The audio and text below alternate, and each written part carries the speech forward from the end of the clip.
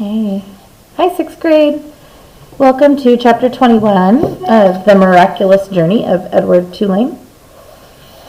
Our last section was sad as Sarah Ruth passed away and Bryce left home because their dad couldn't take care of him, and he took Jingles, or Edward, with him, and so they went to Memphis, and now here they are in Memphis after their day of getting money on the street. And so this kind of gives us a hint about where they are going to eat at Neil's Diner.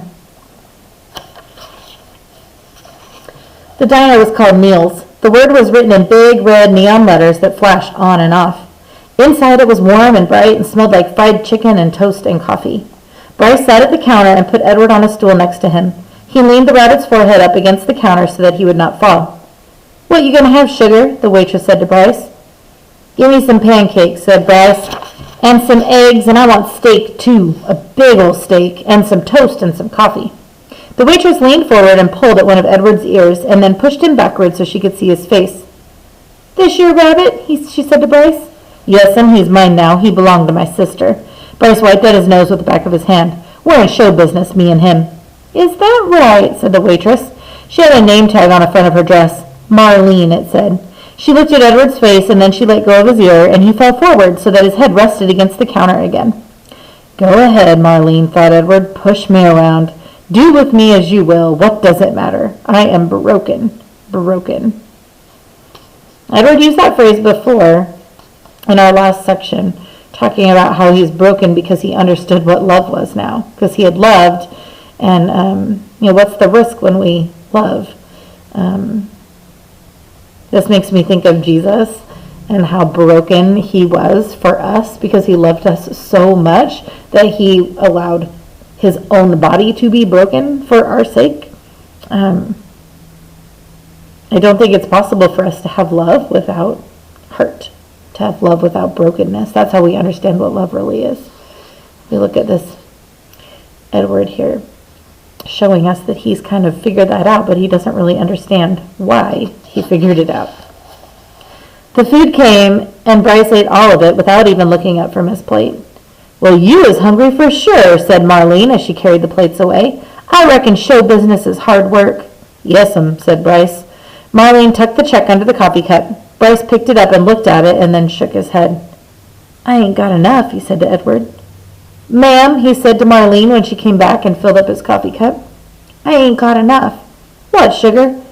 "I ain't got enough money." She stopped pouring the coffee and looked at him. "You're going to have to talk with Neil about that." Neil, it turned out, was both the owner and the cook. He was a large, red-haired, red-faced man who came out of the kitchen holding a spatula in one hand. "You came in here hungry, right?" he said to Bryce. "Yes, sir," said Bryce. He wiped his nose with the back of his hand. "And you ordered some food and I cooked it and Marlene brought it to you, right?" "I reckon," said Bryce. "You reckon," said Neil. He brought the spatula down on the countertop with a thwack. Bryce jumped. "Yes, sir. No, sir. I cooked it for you," said Neil.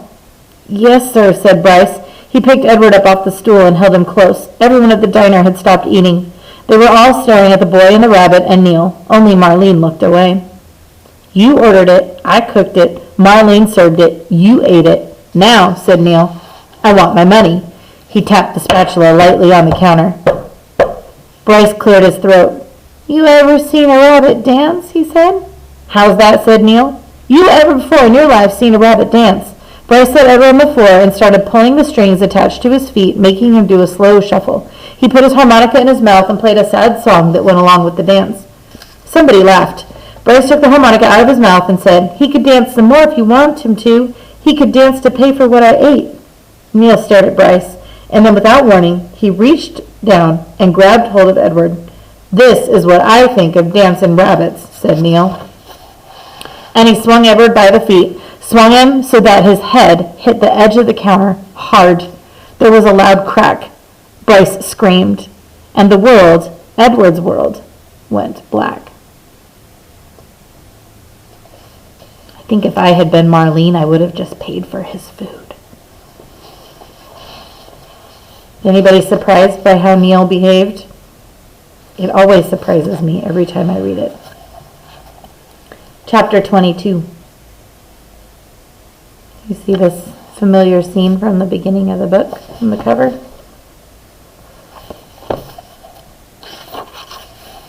It was dusk, and Edward was walking down a sidewalk. He was walking on his own, putting one foot in front of the other without any assistance from anybody.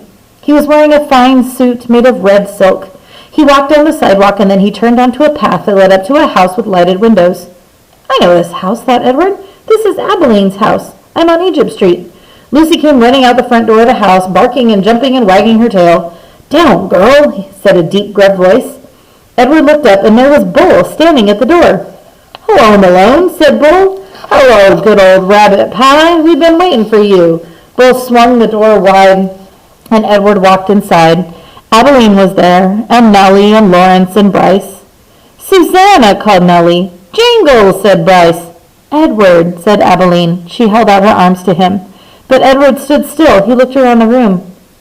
"You searching for Sarah Ruth?" Bryce asked. Edward nodded.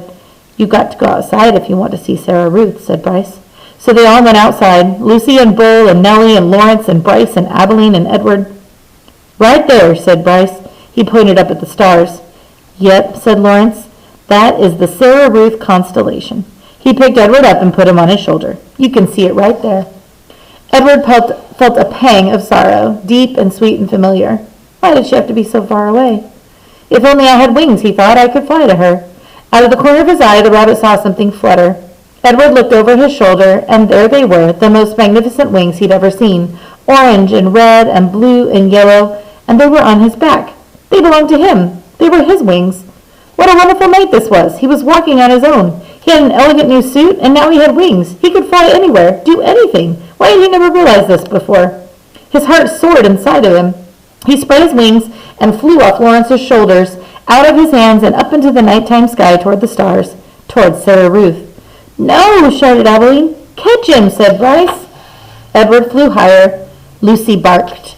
"Malone!" shouted Bull, and with a terrific lunge, he grabbed hold of Edward's feet and pulled him out of the sky and wrestled him to the earth. "You can't go yet," said Bull. "Stay with us," said Abeline. Edward beat his wings, but it was no use. Bull held him firmly to the ground. "Stay with us," repeated Abeline. Edward started to cry. "I couldn't stand to lose him again," said Nellie. "Neither could I," said Abeline. "It would break my heart." Lucy bent her face to Edward's. She licked his tears away. Remember Lucy from the beginning? If I can find her. Oh, that's Rosie. Oh, Lucy was Bull's dog. Is there a picture of Lucy? Can't remember.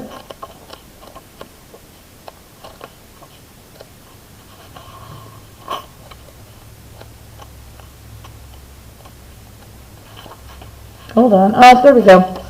Here's a picture of Lucy. Bull's dog. I don't know if there's a color picture. Oh, there she is, laying down. Chapter 23. We'll read this next time, chapters 23 and 24. Okay, get a little hint here of what's happening with Edward. Okay. See you guys next time. Bye.